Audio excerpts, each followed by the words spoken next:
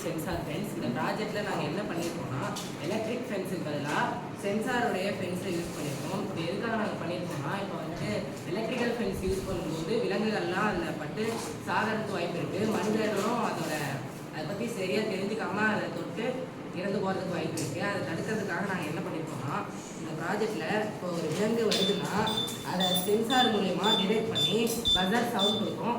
இதில் வந்துட்டு நம்ம கேட்கறதுக்காக நார்மலான பஸர் யூஸ் பண்ணியிருக்கோம். அதுவே வந்துட்டு இப்போ இது ப்ராஜெக்டை வேலை செய்ய வைக்கும்போது இது மனுஷங்களுக்கு கேட்காத, ஆனால் விலங்குகளுக்கு மட்டும் கேட்கக்கூடிய ஃப்ரீக்வன்சியில் இருக்கிற பஸரை யூஸ் பண்ணுவோம். அப்படி கேட்கும்போது அதை கேட்டு விலங்குகள் அங்கேருந்து ஆட்டோமேட்டிக்காகவே போயிடும். இதுதான் எங்கள் ப்ராஜெக்ட். இந்த ப்ராஜெக்டில் நாங்கள் என்னென்ன காம்பனன்ட்ஸ் யூஸ் பண்ணியிருக்கோம்னா, அட்ரினோ யூஎன்ஓ போர்டு ஒன்று யூஸ் பண்ணியிருக்கோம், அடுத்து பஸர் யூஸ் பண்ணியிருக்கோம், அதுக்கப்புறம் ஒரு சென்சார் யூஸ் பண்ணியிருக்கோம்.